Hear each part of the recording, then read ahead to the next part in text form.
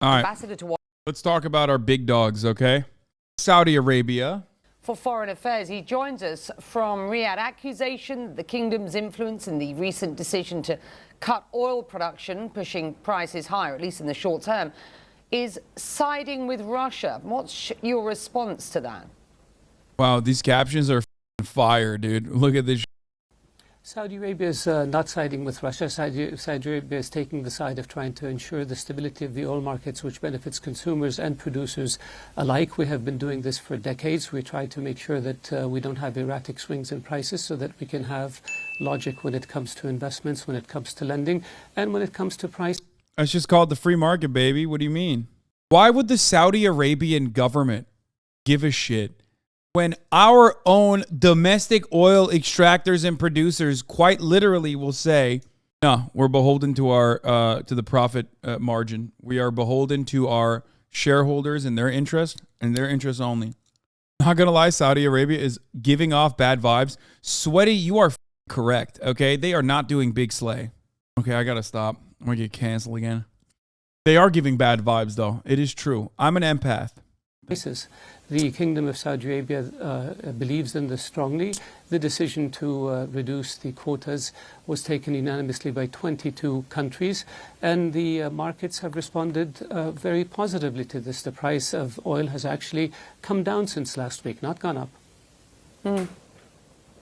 Yeah, and that is the irony, of course. So Washington says the economic fundamentals didn't justify a cut of that size at this point. And so the only beneficiary in their eyes, they say, is Vladimir Putin. The irony, of course, as I say, is that prices haven't actually moved any higher. As OPEC's largest producer, the kingdom must have considered the fallout when making the decision, which was a decision against the better judgment, reportedly, of other members who pushed back on it. How concerned are you by these threats by President Biden of consequences for the kingdom's actions? Well, if you allow me, Becky, the other point I would like to make is that Saudi Arabia has supported the UN resolution with regards to the, after the crisis began between Russia and Ukraine. Saudi Arabia opposes the acquisition of territory by force. Saudi Arabia has had open lines of communications with both Ukraine and Russia, and we have been able to use those open lines of communications to work out an agreement on the exchange of prisoners of war. This would not have happened had we been viewed as taking sides between one side and the other. Saudi Arabia provides humanitarian assistance to Ukraine and continues to do so. And yeah. I mean, it's just business. He's basically stating it.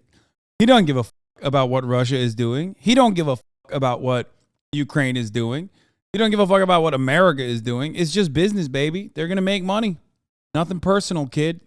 We're looking for ways to try to bring the two sides to the negotiating table to find a resolution, a negotiated resolution out of this issue. We don't believe that escalation is beneficial to Europe or beneficial to the world, frankly.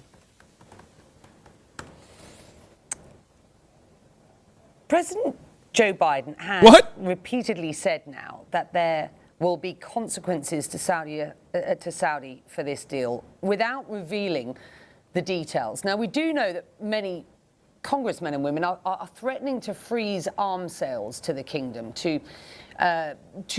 One more fun fact about Saudi Arabia. Fun fact number one, Saudi Arabia is currently going on an unjustifiable human rights violation by creating a man-made artificial famine in Yemen. This has displaced millions and also has caused millions of children to go hungry.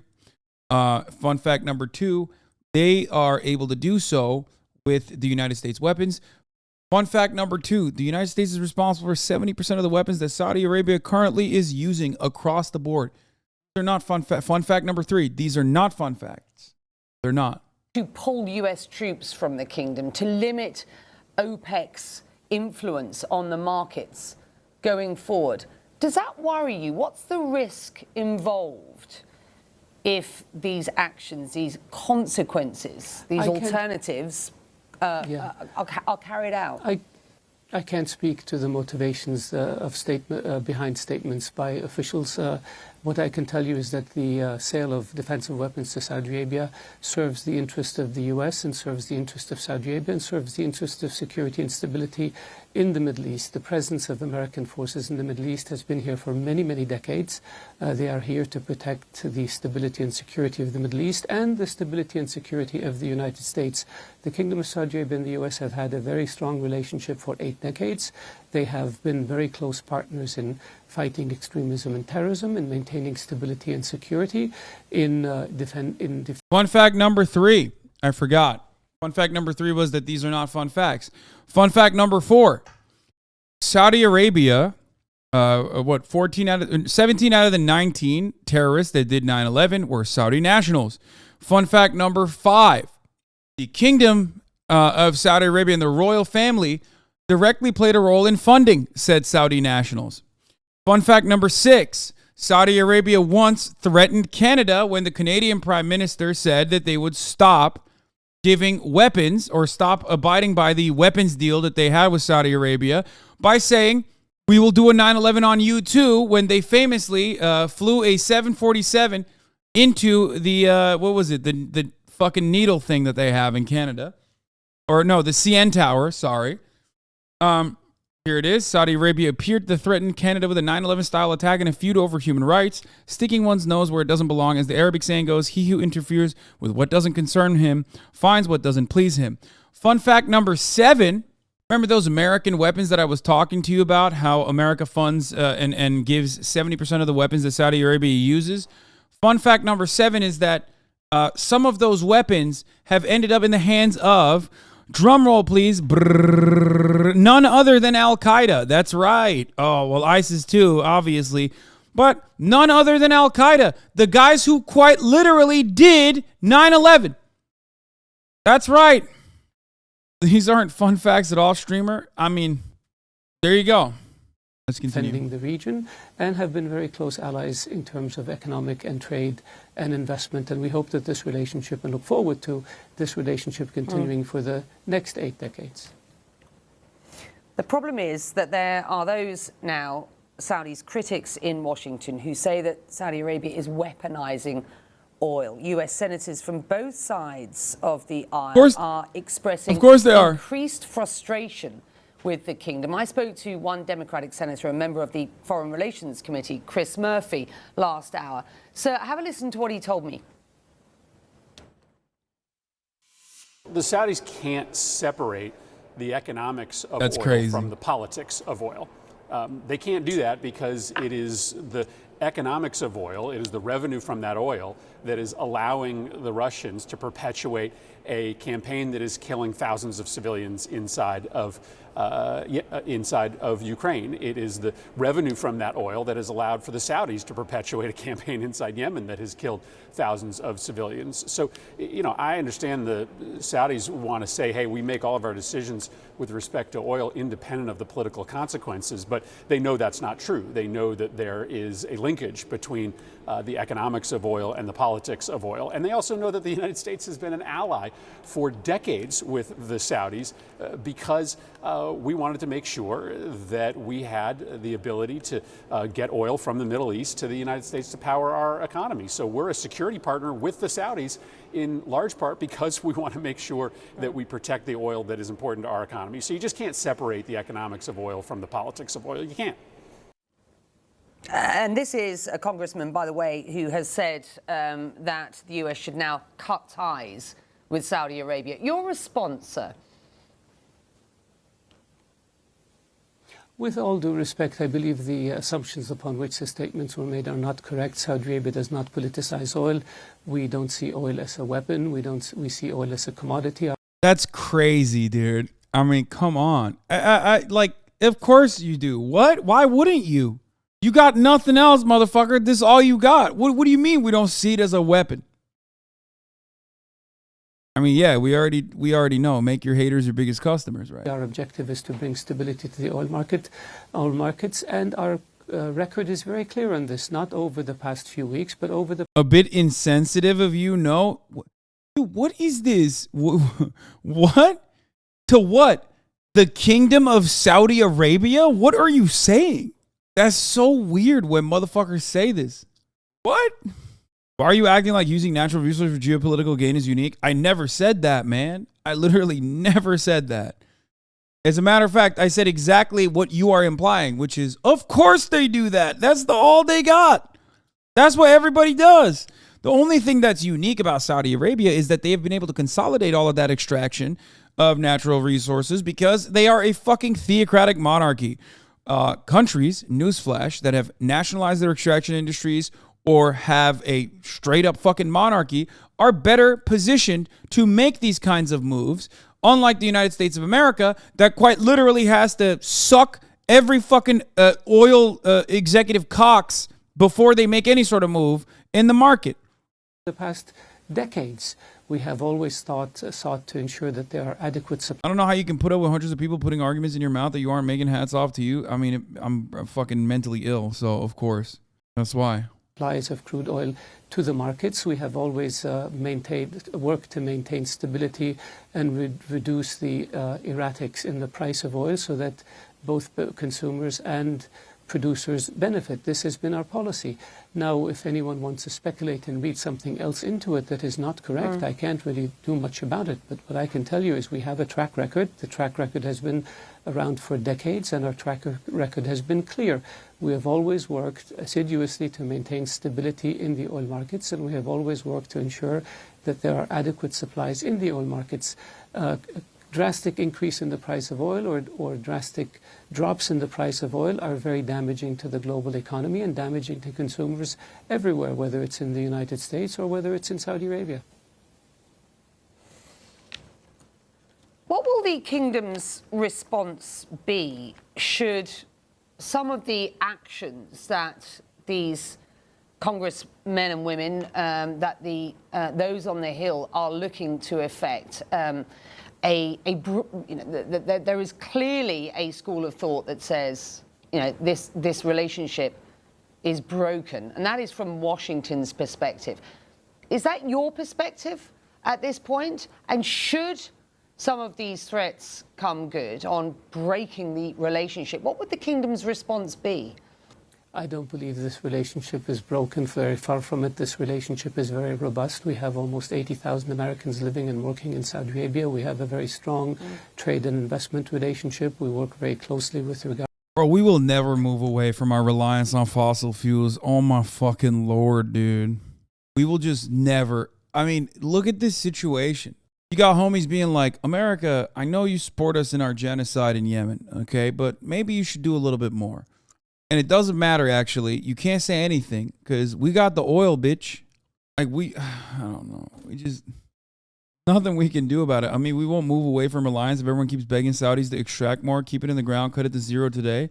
I mean, Fango, I know you're an EV evangelist, right? As am I. But goddamn, brother, like, in the interim period, at least focus on shifting our over-reliance on fossil fuels by making domestic policies that move away from it.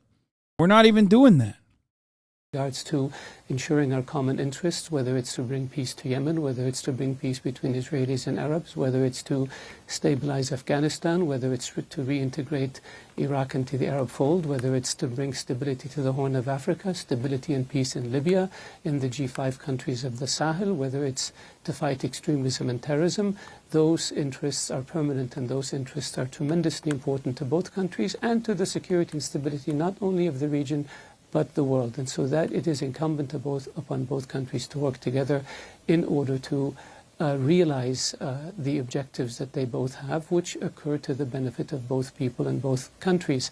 Now, I can't, unfortunately, when you're in the election season, what some people call the funny season, a lot of things are said and a lot of things are done that may not make sense at another period of time. And I hope that this is what we're dealing with here. However, when it comes to the relationship between the two countries, it's fundamental, it's very strong, and it's fundamental and strong because the interests of the two countries require that they work very closely together in order to overcome the many challenges that they face.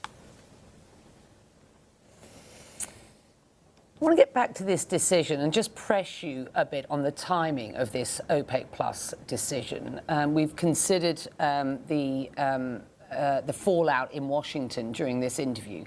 Multiple reports citing officials briefed on discussions say that other OPEC Plus members, not least the UAE and Iraq, were pushing back on the cut. They didn't want to see the size of the cut, nor did they want to see this production cut happen when it did. They questioned the timing of that cut. On hindsight, and given the fallout that the kingdom is seeing reputationally on the Hill in Washington at present, and these questions about the relationship going forward between Saudi Arabia and the US, on reflection, might the Saudis have acted differently? Well, we have what happens in discussions before decisions are made is something that really I was not privy to because I wasn't during the talks. But what I can tell you is what counts is the bottom line.